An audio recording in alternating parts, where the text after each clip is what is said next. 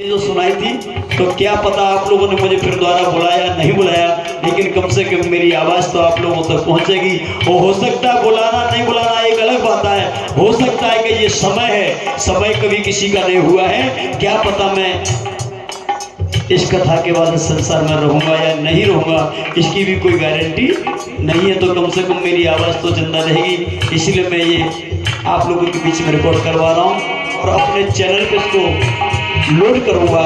मेरे चैनल का नाम मैं आपको बता देता हूँ। मेरा जो न्यूज़ चैनल है, यूट्यूब चैनल है, उस चैनल का नाम है बाबा के फैन। क्या है? हाँ, जिनके पास बड़े बड़े मोबाइल इतने बड़े निकाल लो और भाई सब्सक्राइब कर लो। नए नए मोबाइल, पुराने मोबाइल, कैसे भी मोबाइल हो निकाल लो, नेट ऑन करो, चैनल को ऑन करो और डाल दीजिए बाबा के फैन। अंग्रेजी में लिख लो बाबा, BABA बाबा, KEKFAN फैन, और टच मार दो, सब्सक्राइब हो जाएगा। मेरा फोटो लगा होगा, माला डली होगी और जितने भी कार्यक्रम है नए पुराने सभी मिल जाएंगे। और आपके इस बहादुरपुर की 3 दिन की कथा भी मेरे चैनल पे आपको मिल जाएगी। बेटा इसको घुमाते रहना, इसके सब लोगों के फोटो भी उसमें आते रहेंगे, ये भी देखेंगे और लोग भी देखेंगे।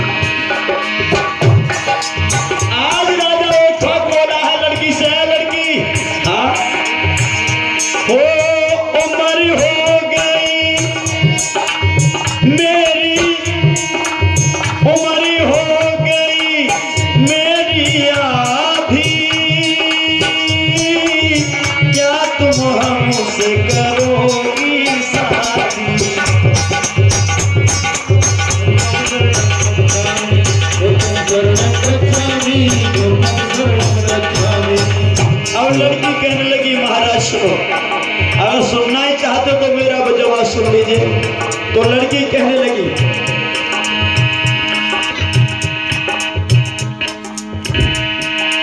जो तुम करी हो। लड़की ने क्या कहा, जवाब सुनेगा और जवाब आपको अच्छा लग जाए तो जोरदार समर्थन ताली बजा के दे देना। जवाब सुने लड़की का,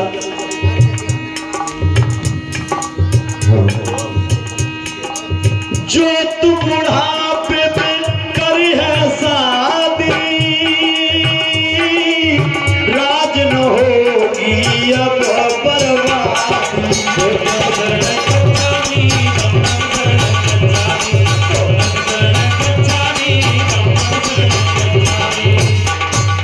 और एक बात और बता दूं, सच बता रहा हूं मेरे बुजुर्गों, मेरे माता पिताओं, कि शादी की भी एक उम्र होती है, शादी की भी एक उम्र होती है हमारे बच्चों की। और ऐसा तो कभी नहीं होता कि एक गाड़ी में, जीवन रूपी गाड़ी में एक पहिया लगा दो, ट्रैक्टर को एक लगा दो, साइकिल को, तो कब चली गई। याद रखना, 60 साल की उम्र हो जाए तो शादी के लिए, कभी शादी तो करना दूर की बात, शादी का विचार भी मन में नहीं आना चाहिए। 50 साल की उम्र पर भी नहीं आना चाहिए। क्यों? ये बेटी शिक्षा है, उन्होंने 10 रुपए का सहयोग किया। इस कथा को सुनकर एक बार जोरदार तालियां बजा दीजिए बच्चे के नाम। करे बुढ़ापे में शादी, टेम्पो मत बढ़ाया करो, वही चला करो, घड़ी घड़ी के बजा। करे बुढ़ापे में शादी वो, जीवन में कुछ नहीं पाता है,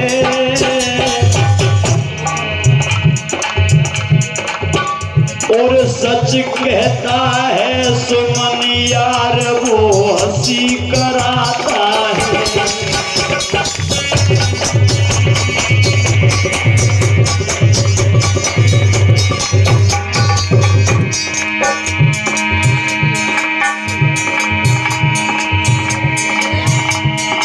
बिना विचारे जो कोई काम,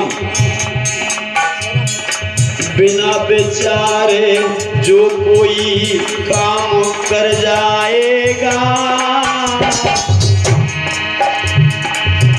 और काम बिगाड़े अपनों जग में हंसी कराएगा।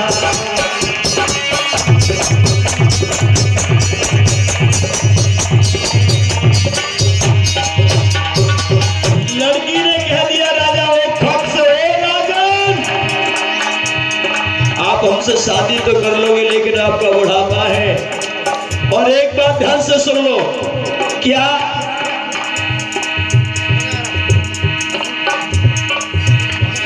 अरे लग रहा हो तुम, लड़की बोली तुम राजा जैसे ना लग रहे हो क्योंकि तुम्हारी नीयत में खोट है। अरे लग रहे तुम लुटेरा पंडा है, और हम जवान हैं और तुम बूढ़े हो, इसलिए याद रखना। लगे रहे तुम लुटेरा पंडा है। राजन सच्चाई को कबूल लो, क्या कि बहुत ही जल्दी मरघट में ते बढ़ जाए कंडा है।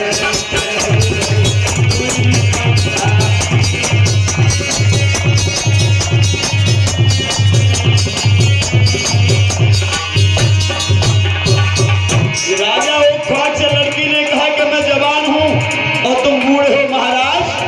अरे मारे जाओगे, मरघट में जल्दी चले जाओगे, हम जवान हैं तुम्हारे कंडा बंध जाएंगे। राजा कह लो फालतू बात नहीं करो।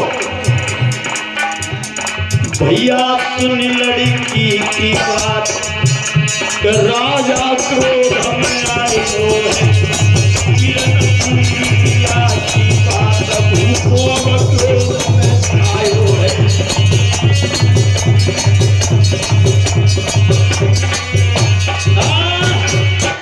महाराज गुस्सा न करो, वो तो हम पहले ही जानते कि आप राजा हो, लेकिन महाराज हम आपके हाथ जोड़ रहे हैं। सच्चाई तो यही है महाराज कि हम जवान हैं और उधर हमारे ऊपर जवानी आएगी और उधर तुम्हारे मरघट में कंडा बंध जाएगी। महाराज संसार तुम्हारी हंसी उड़ाएगा। ऐसे तुम अकेले नहीं हो, अनेकों ऐसे उदाहरण हैं जिन्होंने बुढ़ापे में शादी की, उन्होंने सुख की प्राप्ति नहीं की है। मान जाओ। राजा कहने लगा हम तो कल मरे सो आज मत जाए, पर करें तुमसे शादी चाहे जाई हमारी बराबर। लड़की कहने लगी ठीक है। लड़की ने भी सोच लिया कि मेरे माता पिता है नहीं, माता पिता है नहीं, मेरी शादी भी कौन करेगा, लेकिन ठीक है चाहे भले ही 1 साल की दुल्हनिया, लेकिन रानी बन के तो रहूंगी, दुनिया रानी रानी कहेगी।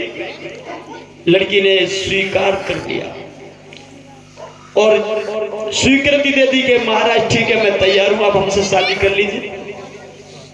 और शादी करने की जब तैयारी हुई तो राजा ने कहा कि ठहरो, सिर्फ 1 घंटे का मुझे समय दे दो, मैं आपके साथ शादी करता हूं। लड़की वहां खड़ी रही और राजा लेकर के घोड़ा को जंगल के अंदर चला गया। और जंगल के अंदर जाकर के राजा ओखवाक ने इस तरह से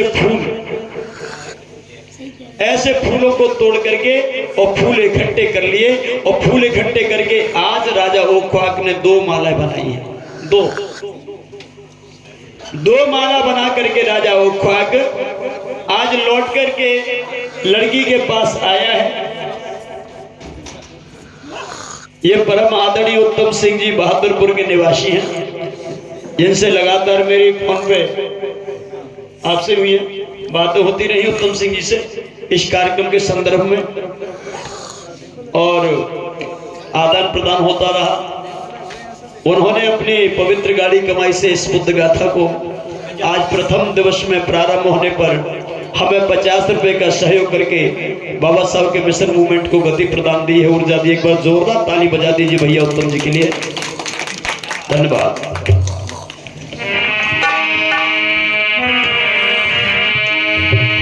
माला ले आए, 1 माला लड़की को दे दी, 1 माला राजा ने दे दी। और राजा कहने लगे संध्या को मगर तो हेरोगे, जल्दी कछु करो। लड़की कहने लगी बड़ी जल्दी पड़ रही, ब्याह करेंगे, गौर का माला बाकी का लाएंगे, शिवरात्रि को ब्याह करेंगे। लड़की ने हाथ में माला पकड़ी, राजा ने उधर हाथ में माला पकड़ी, वो खा गए। जंगल में 2 के सिवा तीसरा कोई नहीं था। राजा ने लड़की को माला पहनाई। अरे तालियां बजा दो, शादी हो रही है।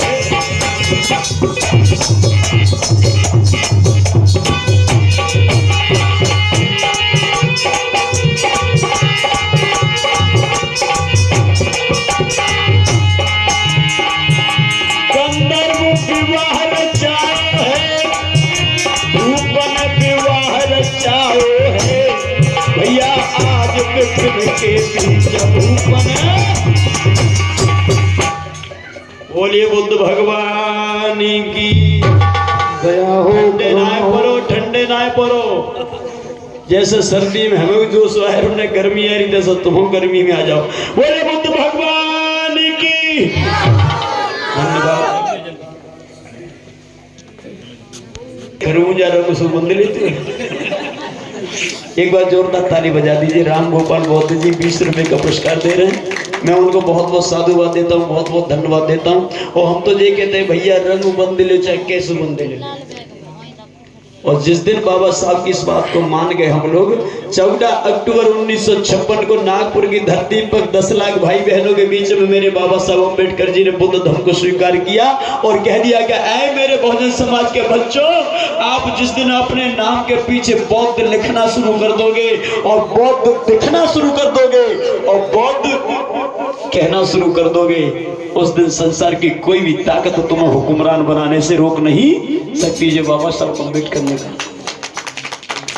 लेकिन नहीं, बौद्ध लिख दो तो वही नाके कट जाएगी, पहचान हो जाएगी। जो तो चमार हुए, जो तो जाटव है, बौद्ध वही लिखता है। तो फिर क्या लिखेंगे? हम तो सखवार लिखेंगे। और क्या लिखेंगे? हम तो दोहरे लिखेंगे। और क्या लिखेंगे? हम तो अहिरवाल लिखेंगे। और क्या लिखेंगे? हम तो जाटव लिखेंगे। बाबा साहब ने कभी ये नहीं कहा हमको बौद्ध जी 10 रुपए दे रहे हैं, मुझे ऐसा लगे रोज वही बौद्ध दे रहे हैं। कह लेते ही क्या बात है। पुराने बौद्ध ने जोरदार ताली बजाई भैया के लिए। बाबा साहब ने बौद्ध लिखने के लिए जोर क्यों दिया? बौद्ध लिखने और ना लिखने से फर्क नहीं पड़ेगा। लोग कहते हैं कि बौद्ध लिखने से कोई फर्क नहीं पड़ेगा, विचारों को अंगीकार करिए, उसके रास्ते पर चलिए। अगर ये बात बाबा साहब की समझ में आ जाती तो 14 अक्टूबर 1956 को बाबा साहब ये नहीं कहते कि बौद्ध लिखिए।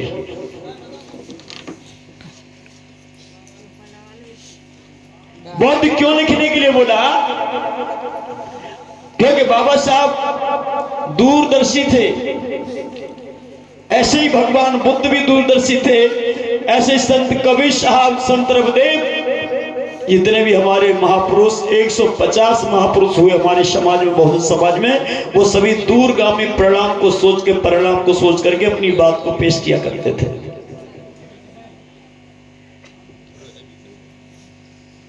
बाबा साहब ने इसलिए कहा कि बौद्ध क्यों लिखे। आज आप देख रहे हैं, आज हमारे भारत देश के अंदर हिंदू और मुसलमानों का दंगा जोर पकड़ता है। आज हमारे देश के अंदर जातिवादी दंगा जोर पकड़ते हैं। आज किससे लड़ाई हो गई? आज यादवों से, कुशवाओं से हो गई।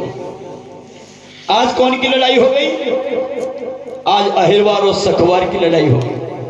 आज कौन से हुई थी? आज ब्राह्मणों से और जाटवों से हो गई। वहां किससे लड़ाई हुई? वहां छत्री से और शूद्रों से लड़ाई हो गई। ये क्या है? ये जातिवादी का विखंडन है, ये जहर है। ये लड़ाई जितनी भी हो जाती है, जब हिंदू और मुसलमानों का जब दंगा होता है, और जब यहाँ के पीएम साहब, चाहे नरेंद्र मोदी जी हो, चाहे मनमोहन सिंह जी हो, यानी भी चाहे कोई भी हो, जब ये विदेश में जाते हैं और विदेशी जब पूछते हैं कि पीएम साहब, प्रधानमंत्री जी, ये बताइए आपके भारत देश में जो दंगा हुआ है वो किस किस के बीच में हुआ है, तो जानते हो नरेंद्र मोदी जी क्या बोलते हैं वहां पे, या जो भी हो प्रधानमंत्री वो क्या बोलते हैं? मैं एक को टारगेट नहीं बना रहा, सभी बोलते हैं। वो कहते हैं कि भाई साहब, भारत देश में हिंदू रहते हैं, और ये हिंदू हिंदुओं का आपस का झगड़ा है, ये भाई भाइयों का आपस का झगड़ा है, वहां कोई प्रॉब्लम नहीं है, हमारे घर का झगड़ा है, हम निपटा लेंगे, ये बोलते हैं। लेकिन जिस दिन हम बौद्ध लिखना शुरू कर देंगे और फिर कहीं झगड़ा होगा, तो हिंदू और बौद्धों के बीच में अगर झगड़ा हुआ तो वो बात जाएगी विदेश में। और इंडिया के अलावा 140 देश, 140 कंट्री ऐसे हैं जहां बौद्धिस्ट रहते हैं। अब जरा ध्यान से सुनना, बौद्ध लिखना जरूरी क्यों है? इंडिया के अलावा 140 देश, 140 कंट्री ऐसे हैं संसार में जो बौद्धिस्ट हैं।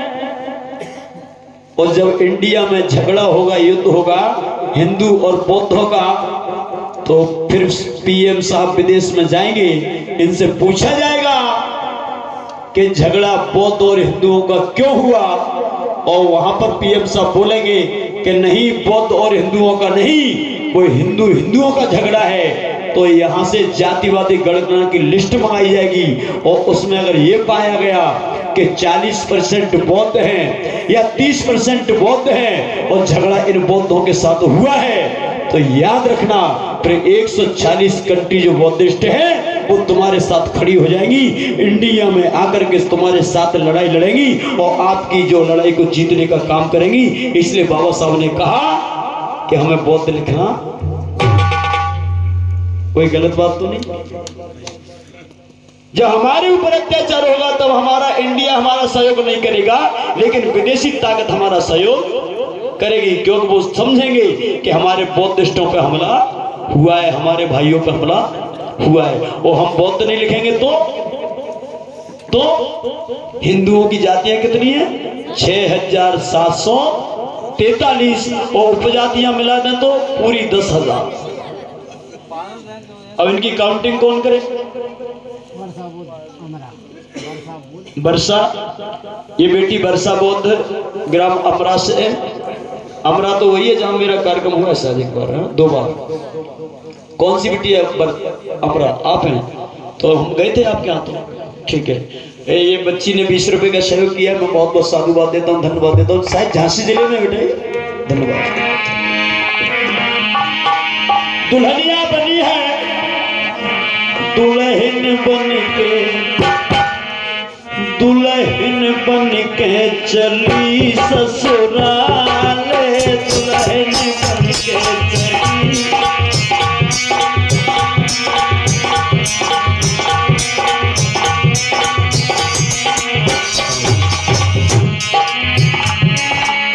दुल्हन बन के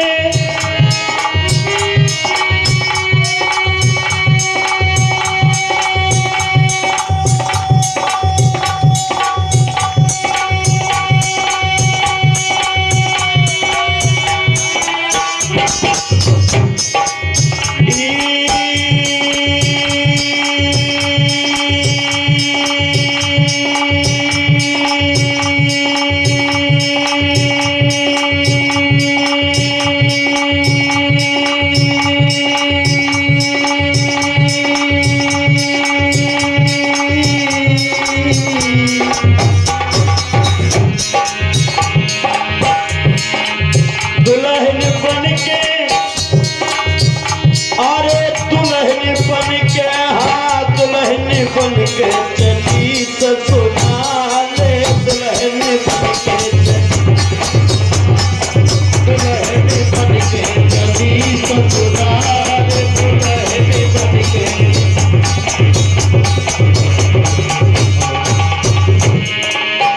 अरे राजा को भारी खुश है चोला, और खुश का नहीं होगा 50 साल में, 50 साल के बुढ़े हुए 22 साल की दुल्हनिया मिली, खुश तो हुई। अरे राजा को भारी खुश है चोला, महल पे आई गयो रानी को डोला।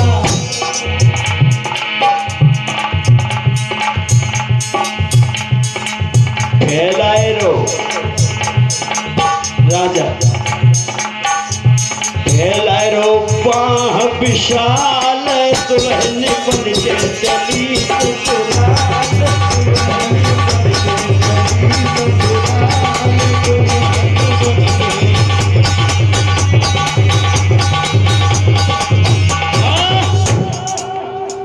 आज रानी बनी के लड़की और डोला में बैठ के जब राजा के घरे आई है, महल के सामने डोला रख दिया है।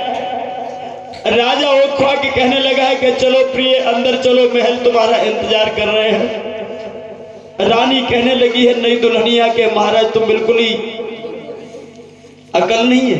क्यों? कि नई दुल्हनिया जब घर में आती है तो उसकी आरती नहीं की जाती। अरे हाँ जो तो मैं भूल गया, उसकी आगोनी नहीं ली जाती। ली तो जाती तो जाओ अंदर और किसी को बुला के ले आओ। राजा अंदर गया और बड़ी रानी के पास पहुंच गया और बड़ी रानी से हाथ जोड़ के कहने लगा है मेरी प्यारी, हाँ महाराज आज तो तुम बड़े लेट हो गए। रोजाना जाते थे शिकार खेलने के लिए, बहुत जल्दी आ जाते थे, 12, 1 बजे 2 बजे तक ज्यादा से ज्यादा। आज तो शाम के 4 बज रहे 5 बज रहे। हाँ रानी कोई विशेष कार्य पड़ गया? शिकार के पीछे दौड़ते दौड़ते कोई शिकार ज्यादा दूर चला गया, या शिकार किया नहीं, या जंगल में कहीं कोई परेशानी आ गई? राजा कहने लगा ऐसी कोई बात नहीं है। बोली तो क्या हुआ, इतने लेट कैसे हो गए? राजा कहने लगा है मेरी प्यारी, हाँ बोलो, एक काम करोगी कि तुम हमारे पति हो एक नहीं, हम तुम्हारे 2 काम करेंगे। बोलिए तो सही। कि गोरी आरती का थाली सजा ले। रानी कहने लगी महाराज राजा जब शिकार करके आते हैं तो कभी आरती नहीं की जाती, क्योंकि वो शुभ कार्य करके नहीं आते, वो किसी की हत्या करके आते हैं, और हत्या करके जब आते तो आरती नहीं की जाती। आज आरती की बात कर रहे हो तो इसका मतलब महाराज कोई तुम शुभ कार्य करके आए हो, कोई अच्छा कार्य करके आए हो, मंगल कार्य करके आए हो। ये परम आदरणीय अशोक कुमार कुशवाहा जी है, 100 रुपए का सहयोग किया है। जोरदार ताली बजा देने के लिए भैया जी के। हम इनके मंगल जीवन की कामना करते हैं, इनका कल्याण हो, जीवन सुखद हो और अपने महापुरुषों के रास्ता पर चलकर अपने जीवन का कल्याण करें। बहुत बहुत साधुवाद, धन्यवाद। रानी हम तुम्हारे हाथ जोड़ रहे हैं, हो सकता है कि तुम हमें माफ कर दो और हो सकता है मेरी प्रिय कि तुम मुझे माफ ना कर पाओ। रानी कहने लगी महाराज तुम रो क्यों रहे हो, क्या हो गया मुझे तो बताइए। आपकी आंखों में आंसू मुझे शोभा नहीं देते, एक बात तो बता दीजिए आखिर कारण क्या है। रानी कहने लगी आप मर्द हो, रोजाना शिकार खेल के आते, आपकी आंखों में आंसू नहीं आया, आज क्या हो गया नाथ बताइए तो सही। राजा कहने लगा गौरी गौरी, हाँ बोलो, सुनो।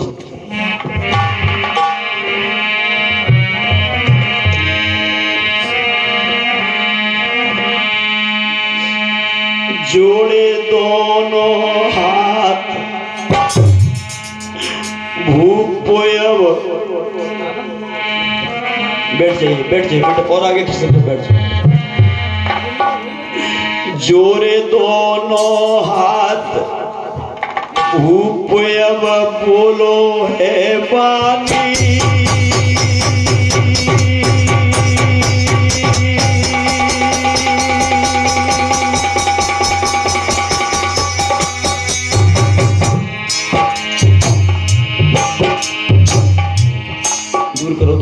बेस में बजा दो तो रहो। जोरे दोनों हाथ भूप अब बोलो है वाणी,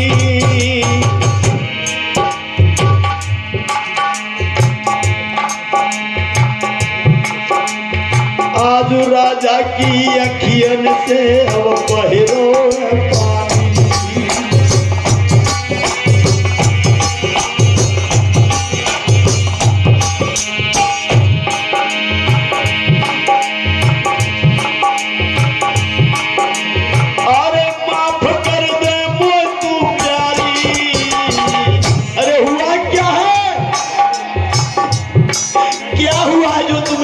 विदीर्ण हो रहे हो महाराज, क्या हुआ है जो इस तरह से तुम परेशान हो रहे हो, किस बात की माफी मांग रहे हो मेरे नाथ, बताइए तो सही।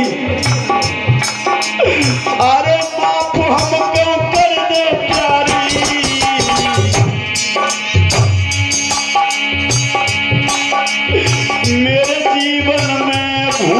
तो हुई गई है भारी। कौन सी भूल होगी मेरे नाथ, मेरे पिया, मेरे बालम, मेरे साजन, मुझे बताओ तो वो कौन सी भूल हो गई। राजा कहने लगा, पूछना मैंने तू पाई, मैंने तुझे नहीं पूछ पाया।